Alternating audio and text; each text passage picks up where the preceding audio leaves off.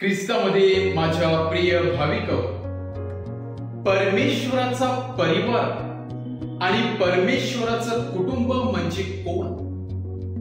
परमेश्वराचे जवळचे नातलग आणि परमेश्वराच्या जीवाभावाचे व्यक्ती म्हणजे कोण? जे लोक परमेश्वराच्या इच्छेप्रमाणे करतात, जे लोक परमेश्वराचे वचन ऐकतात, ते वचन आपल्या जीवनामध्ये ठेवून त्यावरती मननचिंतन करून त्याप्रमाणे जीवन जगण्याचा प्रयत्न करतात, तेच लोक प्रभू येशूचे खरे नातलग आहेत. तेच लोक परमेश्वराच्या परिवाराचे सदस्य आहेत. आणि ह्याच लोकांना प्रभू येशू ख्रिस्त त्याच्या कुटुंबाचे सदस्य होण्यासाठी परत एकदा पाचारण करते.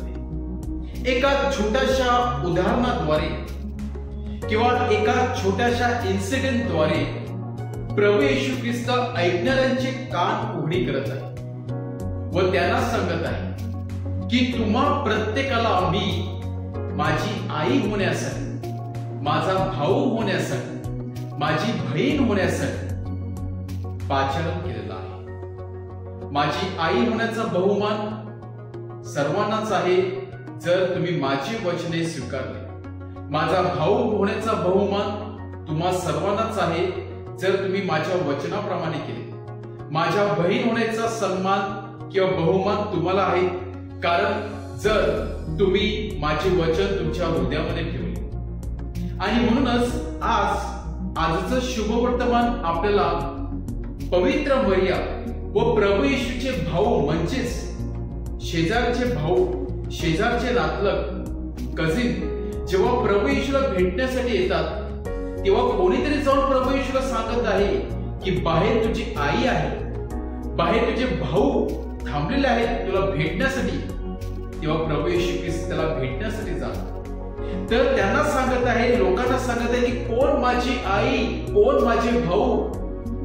जे माझे वचन ऐकतात, माझ्या वचनाप्रमाणे वागतात तेच माझे भाऊ आहेत, तीच माझी आई आहे, तेच माझी बहिणी आहे.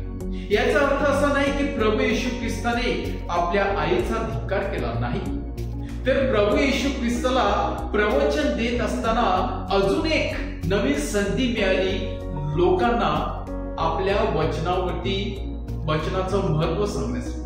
आणि वचनाचं महत्व सांगत असताना परमेश्वर सांगत आहे, तुम्ही सर्वजण माझ्या आईप्रमाणे होऊ शकतात, तुम्ही सर्वजण माझ्या भावाप्रमाणे होऊ शकतात जर माझ्या आईने ज्याप्रमाणे परमेश्वराचं वचन स्वीकारलं, तिच्या वचनाप्रमाणे ती वागली, त्याप्रमाणे तिने जीवन जगलं, त्याचप्रमाणे तुम्ही देखील माझं वचन ऐकून त्याप्रमाणे जीवन जगलात तर माझ्या आईचा बहुमान किंवा माझ्या आईला जो मान आहे तो मान आपल्या सर्वांना मिळणार आहे. आणि म्हणूनच बायबलमध्ये जे छापलेलं आहे त्या छापलेल्याच्या मागे जे लपलेलं आहे ते आज परमेश्वर आपल्याला प्रगट करत आहे की प्रभू येशू ख्रिस्ताचं म्हणणं काय होतं. प्रभू येशू ख्रिस्ताचं म्हणणं म्हणजेच आपल्या सर्वांना त्याच्या कौटुंबिक जीवनाचा अविभाज्य भाग बनवण्यासाठी, सदस्य बनवण्यासाठी. आज पवित्र मरिया देखील अजून देखील आपल्या सर्वांसाठी आदर्श आहे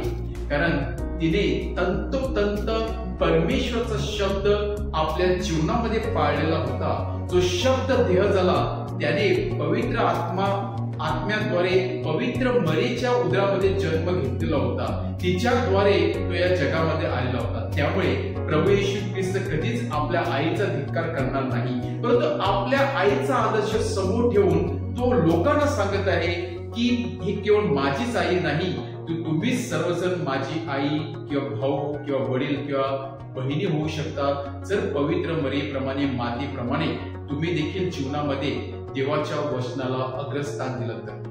आपण पवित्र मरियेचा आदर्श आपल्या समोर ठेवूया आणि परमेश्वराचं वचन जे पॉवरफुल आहे, सामर्थ्य आहे, जे काहीतरी नाविन्य आपल्या जीवनामध्ये घडून आणू शकते, त्या वचनावरती आपण मननचिंतन करून त्याप्रमाणे जीवन जगण्याचा प्रयत्न करूया.